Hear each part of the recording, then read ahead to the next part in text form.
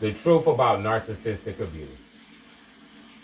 Narcissistic abuse is not the product of a personality disorder, nor is it simply the result of a flawed human character. It is demonic.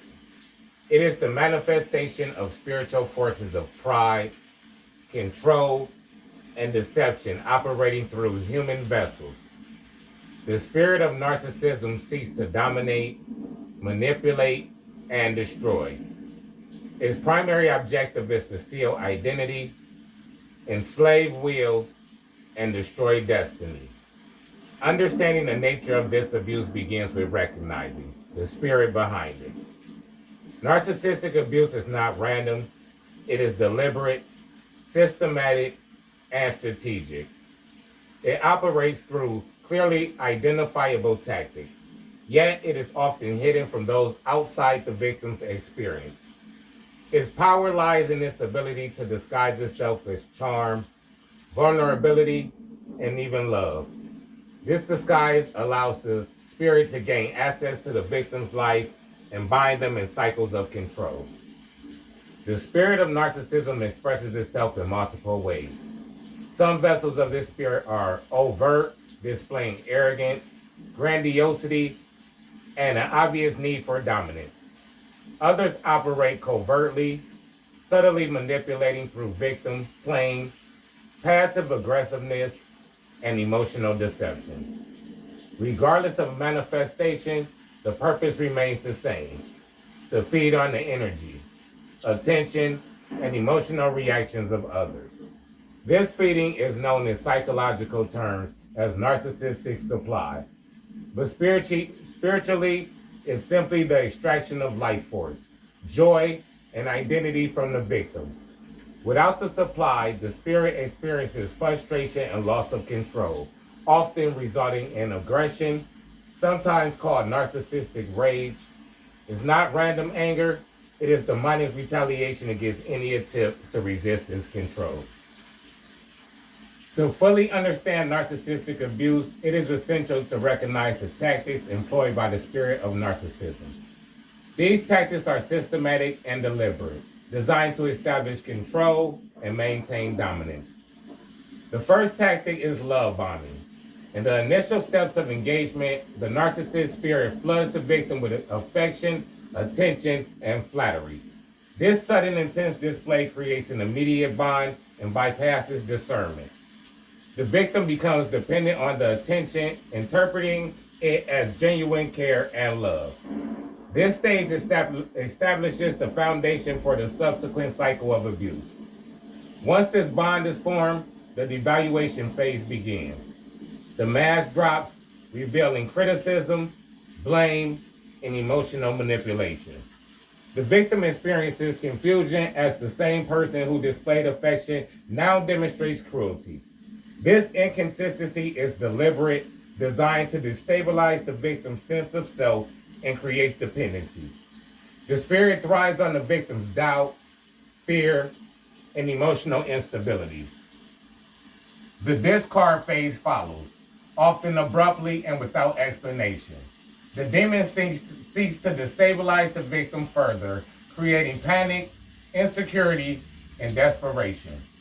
Discards can be temporary or permanent, but their effect is always to weaken resistance and reinforce dependency. Gaslighting is another principal tactic. This is the deliberate distortion of reality, designed to make the victim doubt their memory, perception, and judgment. The victim begins to question their sanity, believing the lies and manipulation of the spirit, rather than trusting their own discernment. Silent treatment and stonewalling are also tools of control. By withholding communication and affection, the spirit punishes the victim and establishes dominance. Triangulation, involving third parties to provoke jealousy or conflict, further divides and isolates the victim. Projection and blame shifting are essential components of the spirit strategy. The narcissistic vessel accuses the victim of the very actions the spirit itself is committing. This is the work of the accuser, the demonic force that seeks to confuse and ensnare. Smear campaigns serve the purpose of isolating the victim socially creating a false narrative to discredit and weaken their support network. Hoovering is the spirit's attempt to regain access after a discard, using promises, pity, or manipulation to reestablish control. Trauma bonding is perhaps the most insidious effect of the abuse. It is not merely psychological, it is spiritual. The alternating cycles of reward and punishment reinforce the soul tie between the victim and the spirit. The victim becomes trapped, unable to leave, addicted to the highs and lows of the cycle. This bond strengthens the spirit's control and prolongs the victim's captivity. The effects of narcissistic abuse are profound. Spiritually, it erodes identity, faith, and discernment. It opens doors to fear, shame, guilt, and oppression. Psychologically, victims experience anxiety, depression, confusion, and a loss of self-worth. Physically, prolonged exposure to the stress of abuse manifests as chronic illness, fatigue, headache, and sleep disturbances. Neurologically, the cycles of abuse activate the brain's fear centers, creating hypervigilance and chemical addiction to the trauma bond. Victims struggle with trust, fear, intimacy, and a tendency to attract new abusive spirits until the cycle is broken. Children exposed to narcissistic abuse inherit spiritual and emotional vulnerabilities, often becoming scapegoats, golden children, or invisible children in the family system. The spiritual root of narcissistic abuse explains why conventional explanations such as psychology or counseling alone are insufficient. This is not merely a battle of behavior, it is a battle of souls. The spirit of narcissism must be identified, resisted, and expelled through spiritual discernment, prayer, and the exercise of authority over unclean spirits. Recovery is not merely emotional or psychological, it is spiritual restoration, involving the breaking of soul ties, the renunciation of agreements made under manipulation, and a reclamation of God-given identity. Deliverance and protected are essential to recovery. No contact is necessary, spiritual separation, cutting the spirit off from its assets, low contact or parallel parenting. When unavoidable, must be strictly bonded and devoid of emotional engagement. Soul ties created through abuse must be broken through prayer, fasting, and declaration of authority over the spirit. Boundaries are both practical and spiritual, creating hedges that the spirit cannot penetrate. Rebuilding identity involves affirming truth over lies, reclaiming self-worth, and restoring the image of God in the soul. Healing practices include scripture, meditation, spiritual counseling, deliverance ministry, and fellowship with supportive believers. Long-term restorations include breaking generational cycles, teaching discernment to children, developing wisdom, and walking in spiritual authority to prevent re-entry of the spirit. Victims who achieve full recovery becomes witnesses to the power of God over demonic control and serve as examples for others seeking freedom. Narcissistic abuse is a war. It is not random, it is not trivial, and it is not psychological weakness. It is spiritual warfare executed through human vessels. The spirit of narcissism seeks to dominate, manipulate, and destroy. Understanding its tactics, effects, and strategies for protection is essential for liberation. Once the spirit is identified, access is denied, and soul ties are broken.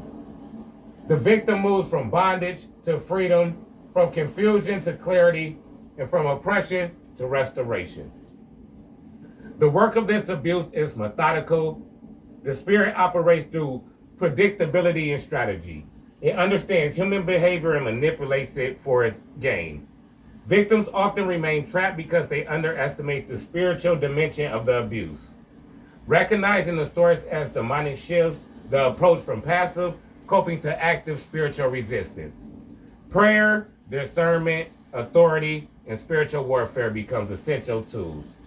Psychological insight alone cannot liberate. Spiritual intervention is required to fully restore the soul, mind, and body. The cycle of love bombing, devaluation, discard, gaslighting, triangulation, projection, blame shifting, smear campaigns, and hoovering is deliberate. It is designed to create dependency, confusion, and bondage.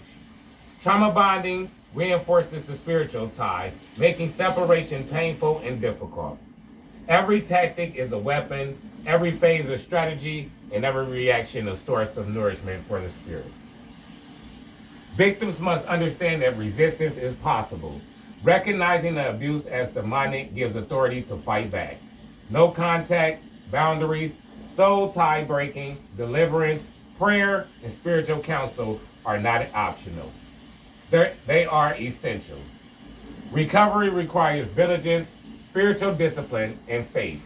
The victim must reclaim authority over their life, body, mind, and spirit. The ultimate goal of recovery is restoration of identity, self-worth, faith, and destiny. Victims emerge stronger, spiritually grounded, and equipped to prevent re-entry of the spirit into their lives.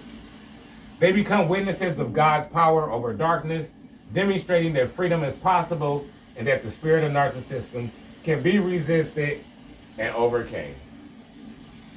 I hope this information helps everybody. Still I rise. Support the movement. Cash App is in the description.